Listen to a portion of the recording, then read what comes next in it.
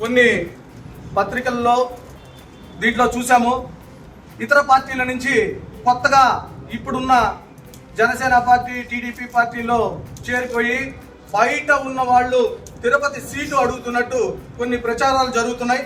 ఇవన్నిటినీ కూడా మేము ఎవరు ఏ పార్టీలో చేరినా మేము స్వాగతిస్తాం తప్ప తిరుపతి సీటుని వారు కోరుకోవడం అయితే మాత్రం మేము ఖండిస్తాము. ఎందుకంటే మేము తిరుపతి స్థానికులుగా ఎన్నో కష్టాలు పడ్డాము, రాజకీయాల్లో నలిగిపోయాము, ఎంతమంది దగ్గర మోసపోయాము, కుట్రపూర్వకంగా మమ్మల్ని అన్యాయం చేశారు. 2019లో మేము కష్టపడి గెలిపించిన సీటును కూడా గర్ద ఎలాగైతే తన్నుకొని పోతుందో అలాగా తన్నుకొని వెళ్ళిపోయి మా మనోభావాలు దెబ్బతీశారు. తిరుపతిలో ఉన్న స్థానికులకి సీట్లు లేకపోతే మాత్రం తిరుపతిలో ఉన్న బల్జులందరూ డీలా పడిపోయే ప్రమాదం ఉంది. తద్వారా రాబోయే ప్రభుత్వంలో మా వంతు సహాయ సహకారాలు చేసే అవకాశం కోల్పోయే ప్రమాదం ఉంది. కాబట్టి పెద్దలందరినీ కూడా మేమందరం ఒకటే కోరుతున్నాము. ముఖ్యంగా పవన్ కళ్యాణ్ గారు, అయ్యా మీ త్యాగం ముందర మా డిమాండ్లన్నీ చాలా చిన్నవి, అలాగని మిమ్మల్ని మేము డిమాండ్ చేయట్లేదు, మా అభ్యర్థనను మాత్రమే మేము ముందుంచుతున్నాము. దయ ఉంచి మీరు మీ అన్నగారు ప్రజారాజ్యం పార్టీ పెట్టినప్పటి నుంచి పనిచేసిన ఊకా విజయ్ కుమార్ గారు ఉన్నారు, అదే విధంగా సుగుణమ్మ గారు ఉన్నారు, ఇంకా కూడా జేబీ శ్రీనివాస్ ఉన్నారు. వీళ్ళందరూ కూడా ఎంతో ఉత్సాహంగా ఆ రోజు పనిచేశారు, ఈ రోజు కూడా పనిచేయడానికి సిద్ధంగా ఉన్నారు. కాబట్టి మా యొక్క విన్నపం ఏంటంటే తిరుపతి స్థానికులకు కానీ సీట్ ఇచ్చినట్లయితే మీకు మేము కానుకగా ఇస్తాము. తద్వారా తిరుపతిలో ఉన్న బలిజల సమస్యలన్నీ కూడా తీర్చిన వారు అవుతారని చెప్పి మా యొక్క ప్రధాన డిమాండ్ తో ఈ రోజు ఈ బలిజల మీది కూడా మా వ్యక్తిగత డిమాండ్ కాదండి.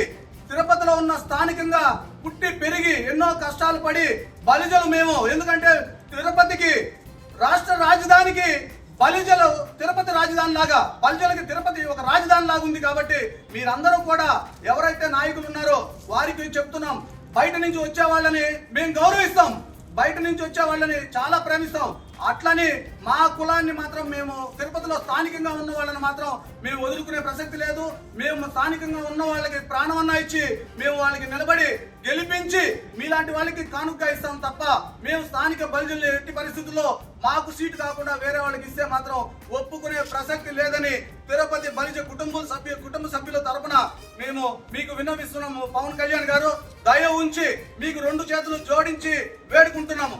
తిరుపతి పరిస్థితుల్లో అనుగుణంగా తిరుపతి సీటు బలిజలకే కేటాయించాలనేసని ఏ పార్టీ అయినా, ఎందుకంటే చాలా సంవత్సరాలుగా తిరుపతిలో బలిజలదే సీటుగా జరుగుతూ వస్తున్నది. మేమున్న సంఖ్యాబలం ప్రకారం తీసుకున్నా కూడా మేజర్గా తిరుపతిలో దాదాపు 45 to 50% బలిజలే ఉన్నారు. అలాంటి తరుణంలో మీరు వేరే కులానికి చీటిచ్చి మమ్మల్ని పనిచేయమంటే చాలా ఇబ్బందికరంగా ఉంటుంది. ఎక్కడి నుంచో స్థానికం కాకుండా బయట నుంచి వచ్చినప్పుడు కూడా మేము చేయాలంటే చాలా కష్టంగా ఉంటుంది. ఎందుకంటే స్థానిక సమస్యలు స్థానికులకే తెలుసు, స్థానికేతరులకు ఏమాత్రం తెలియదు. దీన్ని దృష్టిలో పెట్టుకొని స్థానికులకే తిరుపతి బలిజ సీటు, మన తిరుపతి మన బలిజలు మన సీటు అనే ఒక నినాదంతో ఈరోజు ఐక్యవేదిక ఒకటి పెట్టడం జరిగింది. మనకు ఖచ్చితంగా తిరుపతిలో సమస్యలు తెలియాలంటే స్థానిక వ్యక్తులకు మాత్రమే తెలుస్తుంది. అదే విధంగా బయట నుంచి వచ్చిన వాళ్ళు ఏదో ఇన్ఫ్లుయెన్స్ చేసి సీట్ తెచ్చుకుంటామనేసి మేము గెలిచిపోతామనేసి అనుకుంటే కూడా కష్టము. ఎందుకంటే ఎక్కడ పోయినా సరే ఒక తిరుపతి వదిలేస్తాం, తిరుపతి మీదనే అందరికీ బయట వాళ్ళ చూపులంతా తిరుపతి మీద ఉంటుంది. వేరే చోట ఎక్కడైనా పోయి వేరే వాళ్ళని నిలబెడితే కనీసం చంద్రగిరిలో నుంచి బయట నుంచి నిలబెట్టాలన్నా కూడా కష్టం. కాళాశ్రీలో ఇక్కడ నుంచి పోయి మనం నిలబెడతామన్నా కూడా ఒప్పుకోరు, అలాంటి అక్కడ స్థానికులు ఒప్పుకోరు. అది తిరుపతి అంటే ఎందుకు అంత చులకన భావన? తిరుపతి అంటే మేము ఎప్పుడో పుట్టి పెరిగినాము, ఈ రోజు కాదు రాజకీయాల్లో ఎన్నో రోజులుగా మేము రాజకీయ దీంట్లో ఉన్న ప్రజారాజ్యం పార్టీ నుంచి రాజకీయాల్లో ఉన్నాము. అప్పటి నుంచి ఎంతో మంది కష్టపడి పనిచేసిన బలిజలు ఉన్నారు. మీరు అలాంటి వాళ్ళని ఈరోజు జనసేన పార్టీ కూడా, జనసేన పార్టీ టీడీపీ ఉమ్మడి అభ్యర్థి ఎవరైనా సరే ఖచ్చితంగా జనసేనకి ఇవ్వాలి టికెట్, అదే బలిజలకే ఇవ్వాలా అనేసి కోరుకుంటున్నాము. Thank you.